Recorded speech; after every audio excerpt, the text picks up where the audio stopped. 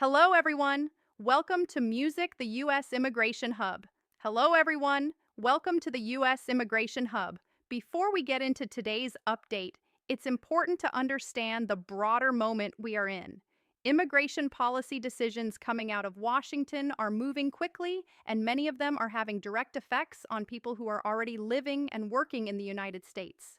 These changes are not just about enforcement priorities, but about how protections are applied, how deadlines are set, and how much notice families and employers receive before major decisions take effect. For many immigrants, even small policy shifts can affect employment authorization, lawful presence, and long term plans tied to USCIS filings and processing timelines. Today, we are bringing you an important court related update that involves a federal ruling blocking a deportation related move that originated from Washington. This decision does not change immigration law overall, but it does temporarily stop a federal action from moving forward while legal challenges are reviewed. These types of rulings are significant because they shape how immigration policies are applied in real life, especially for people relying on temporary protections. If you are interested in this topic, please stay tuned until the end of the video. If you are liking this video, please hit the bell button, subscribe, and like it so that you may get updates straight to your smartphone. Now, let's get into the video. The ruling we are discussing today comes from a federal court, not from an immigration judge inside the immigration court system. That distinction matters.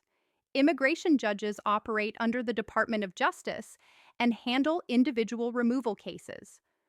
Federal district judges, on the other hand, review whether actions taken by federal agencies comply with the law and with required procedures. In this case, a federal judge temporarily blocked the Department of Homeland Security from ending a deportation protection that applied to thousands of individuals.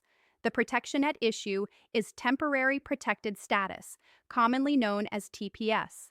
TPS allows individuals from certain countries to remain in the United States and work legally when conditions in their home country are considered unsafe due to conflict, disaster, or other extraordinary circumstances.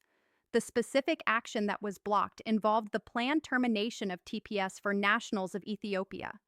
DHS had announced that it intended to end the Ethiopia TPS designation, with protection scheduled to expire in February 2026. Under the termination notice, individuals who relied solely on TPS for lawful presence would eventually lose work authorization and could become subject to removal if no other legal status applied. A lawsuit was filed challenging that termination decision. The plaintiffs argued that the government did not properly justify the decision, did not adequately consider current conditions in Ethiopia, and provided too little time for affected individuals to prepare for the loss of protection. The case was brought before a federal judge in Massachusetts, even though the policy itself came from Washington, because federal agencies can be challenged in courts across the country. After reviewing the initial filings, the judge issued an order temporarily delaying the termination of TPS for Ethiopians. This means the government cannot move forward with ending the protection on the previously announced schedule while the court reviews the case further. So it's really important to be clear about what this ruling does and, well, what it doesn't do. The ruling does not grant permanent legal status, it doesn't create a new immigration benefit, and it does not automatically stop all deportations. What it actually does is pause a specific agency action so that the court can examine whether the law was followed correctly. For individuals covered by this TPS designation, this delay means that their existing protections, remain in place for now. Work authorization that's tied to TPS isn't immediately terminated, and individuals aren't suddenly placed into removal just because the original deadline arrives. This pause gives the court time to evaluate the government's reasoning and the evidence supporting the termination decision. From a policy perspective, this ruling fits into a broader pattern we're seeing across the immigration system. In recent months, several federal courts have been asked to review decisions by DHS that reduce or end humanitarian protections. In some cases, courts have allowed the government to proceed. In others, courts have ordered delays, often citing concerns about procedure, timing, or justification. These cases usually focus on administrative law principles rather than immigration law itself. Judges look at whether agencies followed required steps, provided adequate explanations, and considered relevant facts. When courts find that these standards might not have been met, they can temporarily block an action while the case continues. For immigrants watching these developments, this can definitely feel confusing. Many people tend to assume immigration outcomes are decided solely by enforcement agencies, but in reality, courts play a critical role in determining how policies are applied and whether they can actually be implemented as planned. This also has broader effects, honestly, beyond just TPS holders. When large groups of people are suddenly at risk of losing lawful presence, the impact spreads throughout the system. Immigration courts face increased caseloads. USCIS workloads shift. Employers face a lot of uncertainty about workers' authorization. Families experience delays and disruptions that ripple into other parts of the immigration process. For example, individuals who lose status may later seek relief through family-based petitions, employment-based filings, or other legal pathways that can affect USCIS processing timelines, increase requests for evidence, and slow down adjudications across the board. Cases at the NVC can be affected as well when applicants' circumstances change unexpectedly. That's why court rulings like this really matter even to people who aren't directly covered by TPS. They shape the overall environment in which immigration decisions are made. It's also important to understand that this ruling is temporary. The court hasn't made a final decision yet on whether the TPS termination is lawful.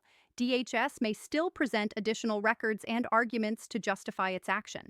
The judge could later allow the termination to proceed, block it for a longer period, or even issue other instructions depending on what the law requires. For individuals affected by this decision, the practical takeaway is preparation. A pause is just time, not a final outcome. Folks should continue monitoring official USCIS announcements, court filings, and legal guidance. Maintaining documentation, staying current on work authorization renewals when applicable, and understanding alternative immigration options can be critical during periods of uncertainty for families and employers. This ruling really underscores the importance of planning for multiple scenarios.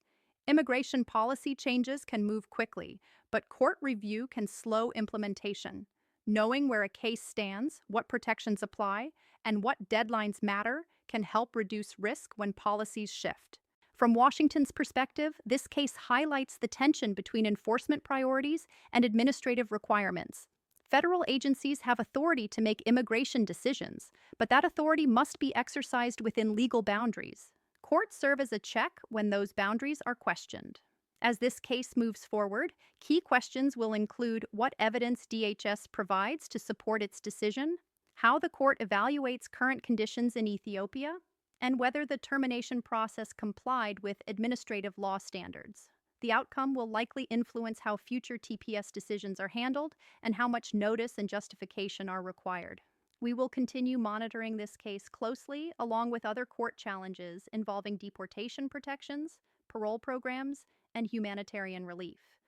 These decisions often develop over weeks or months, and updates can affect thousands of people at once. For viewers navigating the immigration system right now, the most important thing is staying informed through reliable sources and understanding how court rulings interact with agency actions. Immigration outcomes are rarely shaped by a single announcement. They are the result of policies, procedures, and legal review working together, sometimes slowly, but with significant real-world impact. That's all we have for this bulletin. The U.S. Immigration Hub channel provides all necessary visa information and procedures for your U.S. immigration journey. It is important to understand the United States immigration processing steps, visa application requirements, processing times, forms, fees, and more. We will continue to provide all information about U.S. visitor visas such as B1 and B2, work visas such as L1A, L1B, and H1B, student visas, green cards, immigrant visas EB1, EB2, EB3, EB4, and EB5, and family immigrant visas. Thank you for watching, and we'll see you in the